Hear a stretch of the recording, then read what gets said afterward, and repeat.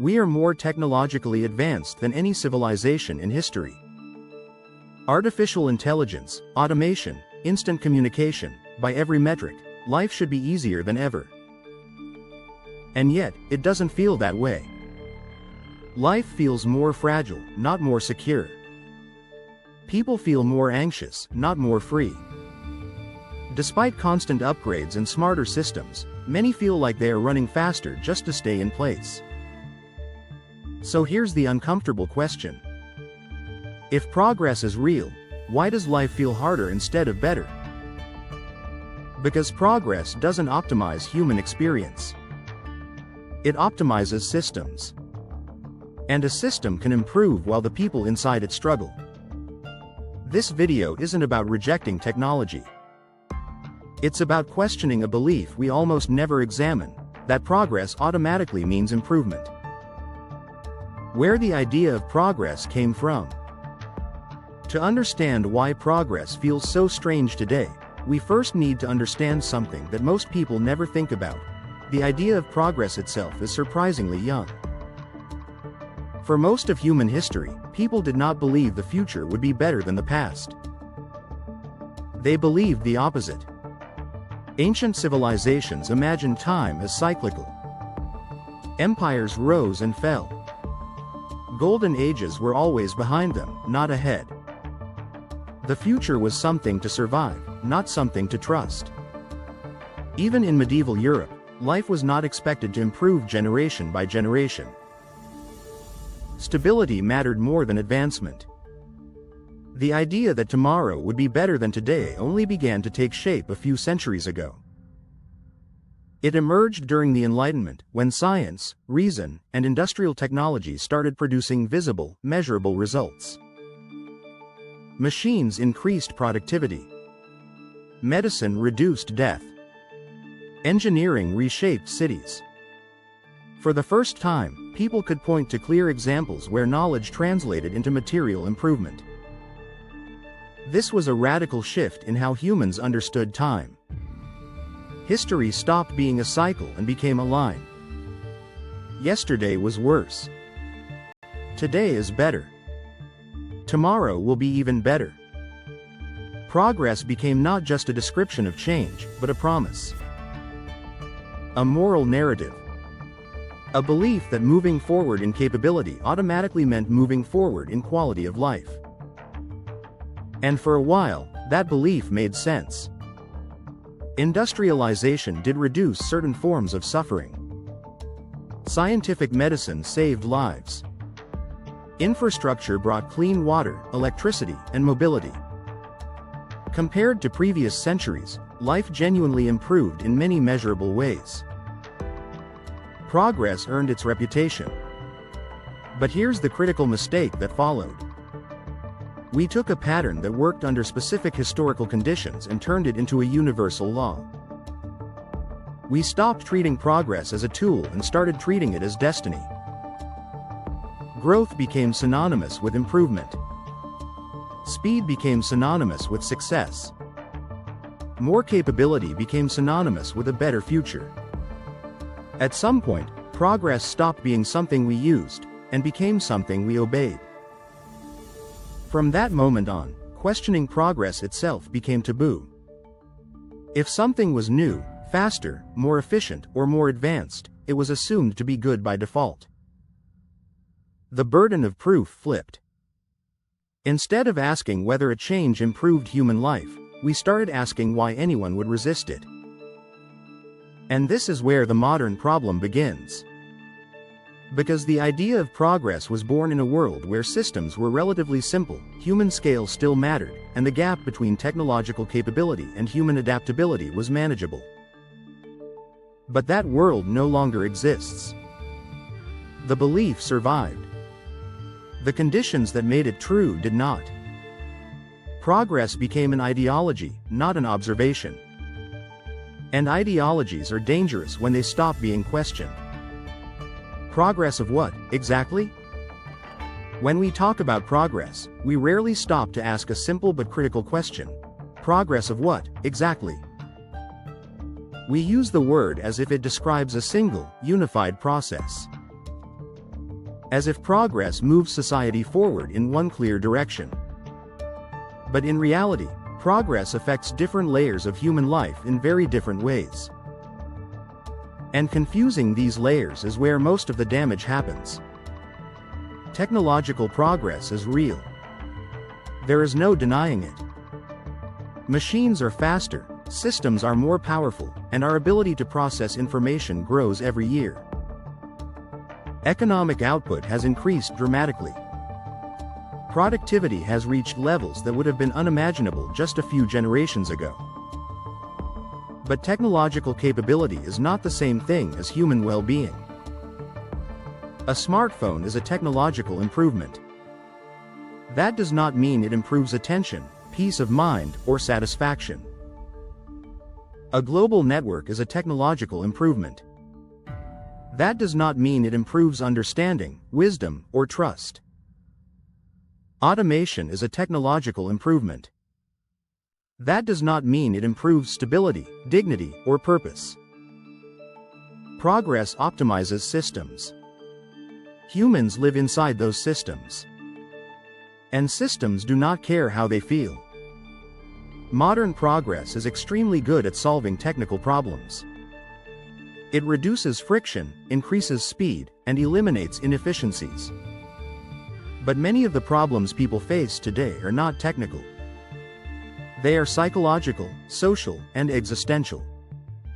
And those problems do not scale the same way machines do. This creates a growing mismatch. Systems evolve faster than humans can adapt to them. Institutions change faster than cultural norms. Technologies reshape daily life faster than our ability to build meaning around them. As a result, people feel constantly behind, even while surrounded by tools designed to make life easier. Progress increases options, but also increases pressure. Progress increases connectivity, but also increases comparison. Progress increases efficiency, but also increases replaceability. The metrics improve. The experience degrades. This is why so many people feel exhausted in a world that is supposedly optimized. Every improvement comes with new expectations.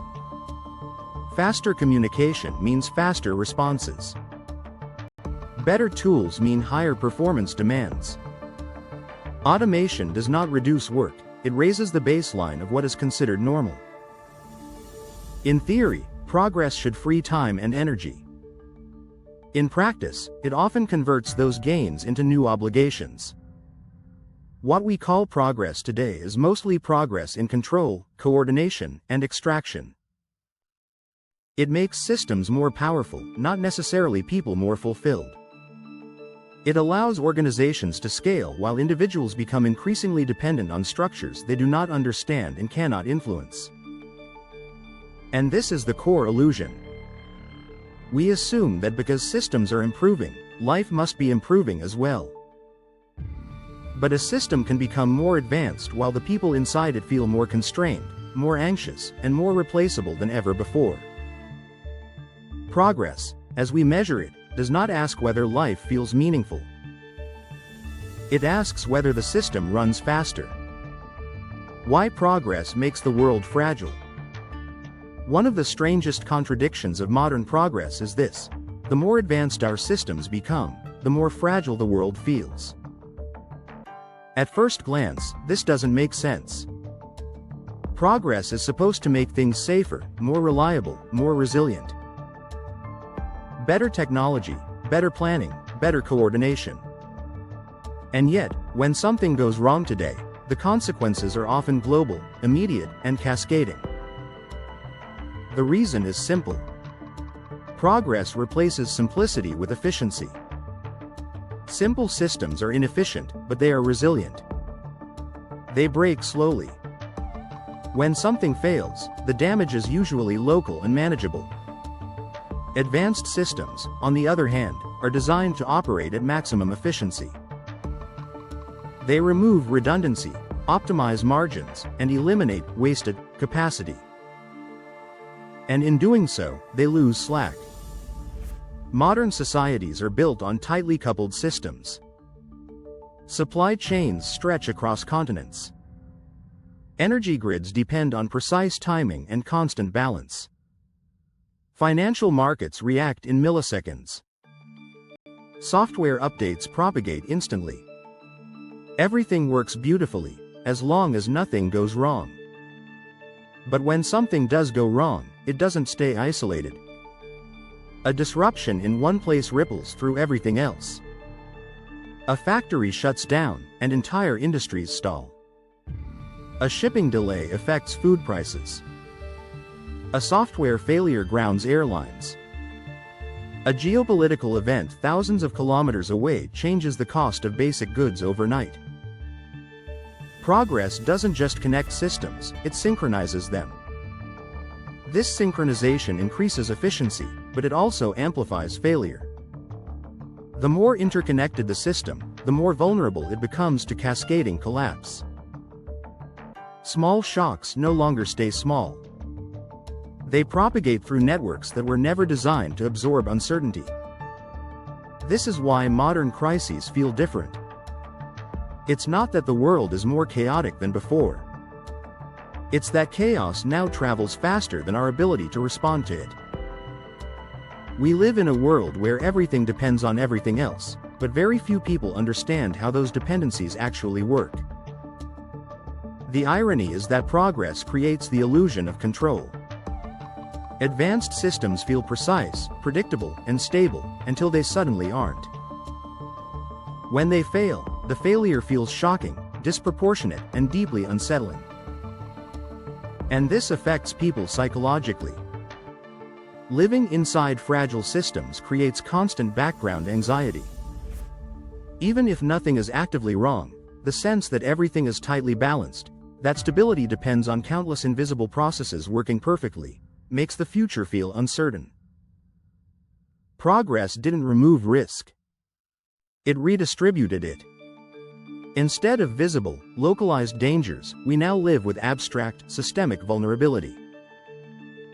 And because these systems are too complex for any individual to grasp, people feel powerless in the face of forces that shape their daily lives. The more advanced the system, the less room it has for error. And the less room it has for error, the more fragile it becomes. This is not a failure of technology. It is a structural consequence of optimization taken too far. Progress without meaning progress does not only reshape systems. Over time, it reshapes how people experience their own lives. And this is where the problem becomes impossible to ignore. For most of human history, life was structured around meaning before efficiency. Religion, tradition, ideology, and shared narratives gave people a sense of direction. Even when life was hard, it was oriented toward something beyond constant optimization. There was a story about where society was going and why individual sacrifice mattered. Modern progress quietly removed that layer. Today, we are surrounded by improvement without purpose. Systems update constantly, platforms evolve, tools become faster and more powerful, but there is no shared answer to a basic question. What is all of this for? We know how to optimize, but we no longer know what we are optimizing toward. Work is a clear example. Technology was supposed to reduce labor and free time. Instead, it blurred all boundaries. Work follows people home. Performance is constantly measured. Availability is assumed. Efficiency gains are absorbed by higher expectations rather than reduced pressure. Progress did not eliminate effort. It eliminated rest. The same pattern appears in everyday life. More choices, more information, more access, but also more comparison, more self-surveillance, and more anxiety about falling behind. When everything is possible, nothing feels sufficient. When improvement is constant, stillness feels like failure. This creates a quiet but persistent sense of exhaustion. Not because people are weak, but because progress offers motion without meaning. There is no natural stopping point. No moment where improvement feels complete. No sense of arrival. Life becomes a permanent beta version, always updating, never settling. And without meaning, acceleration feels hollow. This is why so many people feel disconnected despite being constantly connected. Why burnout appears even in comfortable conditions. Why modern life feels busy but strangely empty. Progress keeps moving forward, but it no longer carries a vision of a better life, only a demand to keep up. When progress loses meaning, it stops feeling like advancement and starts feeling like pressure. And pressure, sustained long enough, turns into fatigue, anxiety, and quiet despair. The problem is not that people reject progress. The problem is that progress no longer answers the question it once promised to solve. What is a better life supposed to look like? Why the future feels stolen? When people say that the future feels stolen, they are not talking about technology. They are talking about expectation. For most of the 20th century, the future was imagined as something expansive. Bigger horizons. Better lives. More freedom. Even when people disagreed about politics or ideology, there was still a shared assumption that tomorrow would offer something new and meaningful. That assumption is gone. Today, the future feels narrow. It feels crowded with maintenance rather than possibility. Instead of imagining radically better ways of living, people imagine survival, adaptation, or collapse. This shift is not accidental. It is a direct response to progress without direction. When progress promises improvement but delivers pressure, people stop trusting the idea of forward motion.